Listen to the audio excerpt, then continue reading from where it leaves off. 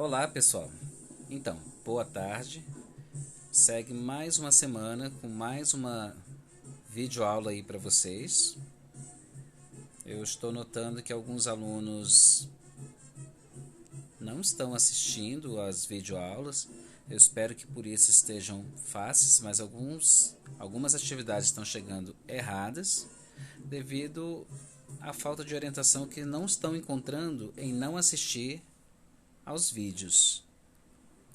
Essa semana nós temos segunda-feira e terça, quinta e sexta-feira. Não tem atividade nesta quarta-feira, porque na semana anterior, que esteve o feriado do dia 21 de abril, eu coloquei atividades corridas, inclusive no dia de feriado. Vamos lá então. Deixa eu verificar aqui como vai ficar a situação de vocês. Na segunda-feira, com língua portuguesa, a gente tem gêneros textuais, fábula e piada. Tem uma explicação em relação à fábula, que é uma narrativa curta, em prosa ou verso, né? Verso é quando a gente encontra algumas rimas com personagens animais, geralmente falantes em suas histórias, né? Não que isso seja uma regra, que agem como seres humanos, né? Que ilustra o preceito moral. A questão do preceito moral é aquilo que nós entendemos de valorização da nossa família, aquilo que nos é repassado à nossa família, o conceito de certo e errado, né? Nossas famílias, nossos familiares, né? Os mais velhos, nossos vizinhos também mais velhos, assim como os professores, né, dos alunos, e assim sucessivamente, né? A gente aprende uns com os outros, aprendemos até com os nossos colegas. No caso de vocês, né, lições positivas, lições negativas, tá? E piada, também chamada de anedota, né? Vem aqui a explicação: piada ou anedota é algo que se conta ou que acontece e que tem graça. Existem algumas piadas sem graça, é fato. A pessoa tem que saber contar piada. Algumas pessoas até vivem de piadas, né? Nós temos exemplos: Tom Cavalcante, Didi, Dedé, Whindersson Nunes, que usam em seus shows, em seus stand-ups, né? Eles contam casos e causos bem engraçados, enquanto outras pessoas que tentam não saem tão engraçadas assim. Existem também as chamadas piadas inteligentes, que eles usam de cunho político, é mais para o entendimento de alguns adultos. Também da expressão espontânea, quando rimos até mesmo sem querer, né? É um ato involuntário. Às vezes você força para não rir, você acaba sorrindo de alguma coisa, né? Ou de uma breve história que dá vontade de rir, tá? Existem filmes e algumas novelas com tons de comédia, não necessariamente com piadas, mas eles conseguem introduzir algumas piadas em suas histórias. A fábula dessa semana, né, desse episódio, dessa atividade, melhor dizendo, é Zeus e a Serpente. É uma narrativa curta, de fato. E tem a questão da moral. A moral, ela tem a ver com ensinamentos, tá? Sempre está ensinando alguma coisa. Na atividade da semana, no encontro, né, de terça-feira, eu expliquei aos alunos, li com os alunos, né, e fui explicando a questão da moral, tá? Então vocês leiam e tentem entender que a moral da história indica confiança de Zeus ou a desconfiança, quando ele não quis aceitar o presente. Quem é Zeus? Personagem da mitologia ou um personagem bíblico? Muito simples essa atividade. Sobre a piada, Joãozinho e a professora, né? A professora começou: Joãozinho, se eu tenho 6 laranjas em uma mão e 5 na outra, o que tenho no total? E Joãozinho responde: mãos enormes, professora. Essa não seria a resposta. Se Joãozinho não tivesse feito a piada, qual seria a resposta? correta a pergunta da professora. Basta somar 6 mais 5 e você terá a resposta. E no texto tem várias palavras que são dissílabas. Facilitei aqui, ó. Dissílabas são palavras com 2 sílabas, mas apenas uma dessas palavras dissílabas aparece no texto 2 vezes. Que texto estamos falando? Esse texto aqui. Tá? Verifique que tem uma palavra dissílaba que se repete. As outras, que são dissílabas, não se repete. Em matemática, como eu orientei aos alunos no encontro semanal, tá? Não tem uma atividade para responder, tem uma atividade para construir. Então, vocês vão construir um gráfico e uma tabela. São esses que vos apresentam. Utilizem as mesmas cores ou cores aproximadas, os números. Aproveite as linhas dos cadernos para desenvolver as linhas do gráfico também, assim como as linhas, né? Que é a parte horizontal da tabela, utilize. E o lápis de cor, né, nós temos uma parte ali bem colorida da tabela, amarelo, azul, vermelho e verde. Isso eu não abro mão que vocês os façam. Tem que fazer. Na terça-feira, com geografia, eu venho apresentar para vocês aqui, né, as regiões brasileiras. A gente vem com a região centro-oeste do Brasil, que ela tem 4 unidades federativas, né? Essas 4 unidades federativas estão distribuídas nessa tabela que vocês também irão fazer em seu caderno. Aproveite um canto ou outro do caderno para que isso aconteça. O Distrito Federal, a atividade é você descobrir as capitais dessas unidades federativas.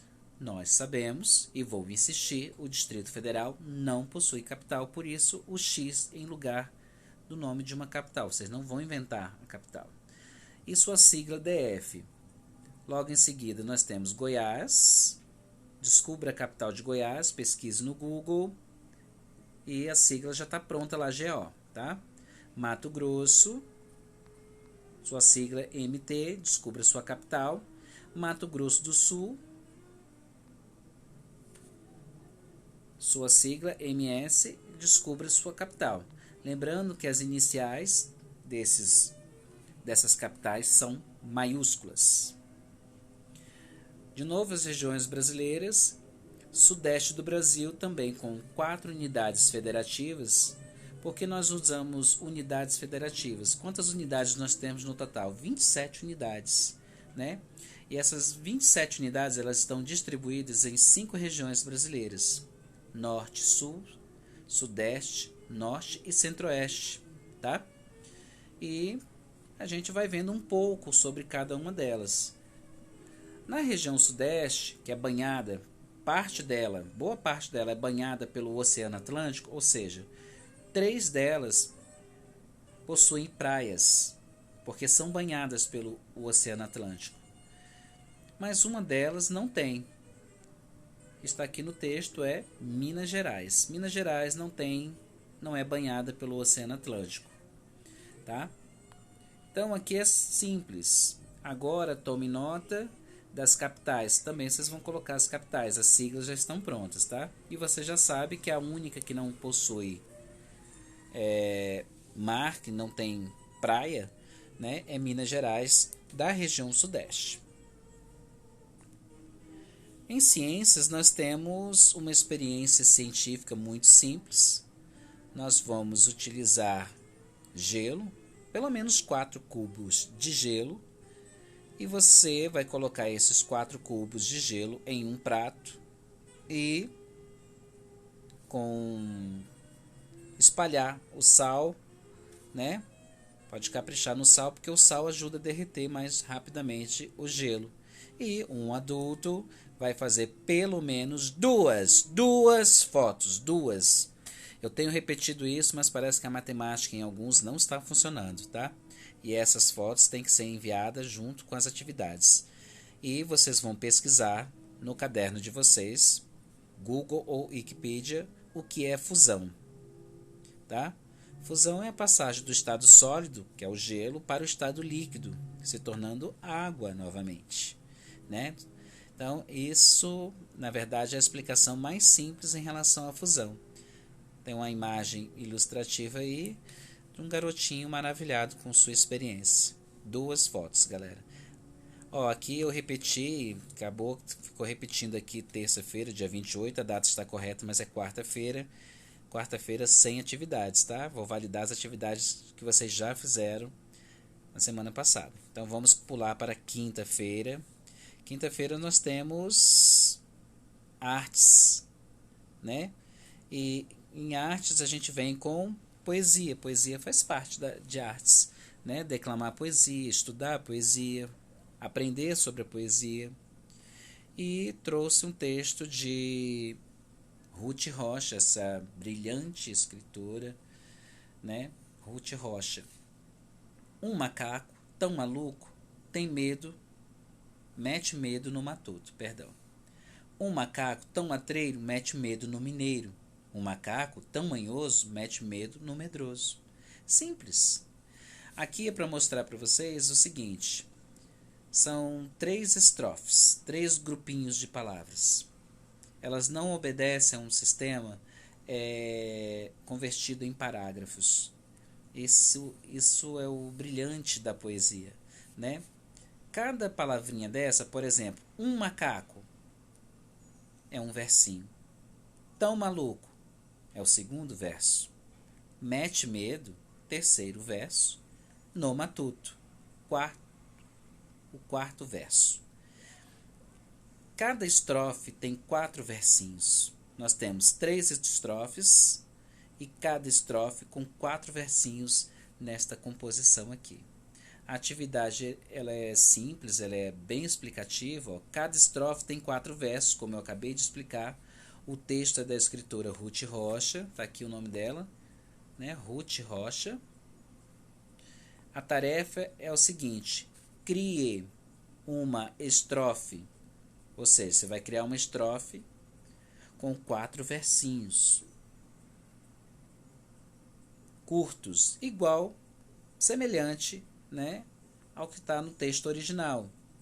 Observação: rime as palavras. Só vale repetir um macaco. Então, uma estrofe sua já vai estar pronta aqui, ó, um macaco. E você vai ler e vai se inspirar. Como que você vai fazer o seu? Sem colar, sem repetir os outros versinhos que estão no texto da autora. Boa sorte! Em matemática, é um trabalho sobre os algarismos romanos. Eu deixei um texto no Google Classroom, um vídeo no Google Classroom sobre os algarismos romanos. Ele está completinho, pode ajudar, eu recomendo que leia, que assistam. Tem essas meninas aí, elas estão com o reloginho delas, né? Na verdade, ali elas não utilizaram, como eu solicitei, palitos de fósforo. Vocês utilizarão palitos de fósforo, tá? Para fazer os numerais romanos. Os ponteiros também serão com palitos de fósforo. Eu já tinha orientado os pais uma semana antes para providenciar palitos de fósforos. 2 fotos, gente, está aqui, ó, claramente, senhores pais, alunos, 2 fotos. E eu ainda vou colocar no grupo, porque ainda assim alguns pais se distraem. Essa atividade do relógio, ela não vai ficar no caderno de vocês. Vocês vão utilizar uma folha de chamequim. Quem não tem, pode comprar uma folha só. Não é cara, deve ser o quê? Uns 20 centavos, talvez, né? Ou alguém que tenha, que possa arrumar para vocês. Ou quem sabe, né? Apelar até mesmo para a escola. Pessoal, capriche. Procure colorir o fundo, né? do relógio. Esse é um relógio analógico, relógio de ponteiros, tá? E no caderno, vocês vão responder CC, cada C vale 100, 100 mais 100 é a resposta do numeral 200. X vale 10, 10 mais 10 e o I vale 1. 10 mais 10 mais 1 é igual a 21 e, por um acaso, estamos no século 21. O L, se vocês procurarem lá na tabelinha, vale 50. L mais I. Então, 50 mais 1 é igual a 52. Auxiliei E nós temos aqui, ó, escreva sua idade em algarismo romano. A maioria dos alunos tem entre 8, 9 e 10 anos, se tiver alguém diferente, né? E como escrevemos o ano de 2021 em romano? Lembrando que o M representa 1000. Para termos 2000, vamos utilizar dois M's. M é uma das letras que podemos repetir, tá? O 10 é representado pela letra X. Se estamos em 2020, então são X mais X, 2X. 1 representado pela letra I. Tá? Então, por aí eu já dei algumas dicas, vocês montam do jeito de vocês, senão fica tudo muito fácil. E na sexta-feira e último dia, Educação Física, a gente vem falar aqui sobre estádio Zequinha Roriz. Pessoal, aqui é o seguinte, eu até deixei aqui na atividade, siga o exemplo que você já estudou. Quando eu peço para relacionar a segunda coluna de acordo com a primeira coluna ela já está pronta. Alguns alunos ainda não estão acostumados. A segunda coluna precisa ser preenchida com as letrinhas corretas, das que já estão cheias. Eu vou ajudar vocês. No texto, cita sobre um município. O estádio José Roriz Aguiar, ou estádio Zequinha Roriz, mais conhecido como Serra do Lago, é um estádio de futebol brasileiro situado em Lusiânia. É um município. Já dei aqui a pista. Vamos lá. Olha lá, município, letra A. Então vocês vão procurar lá, ó, Lusiânia.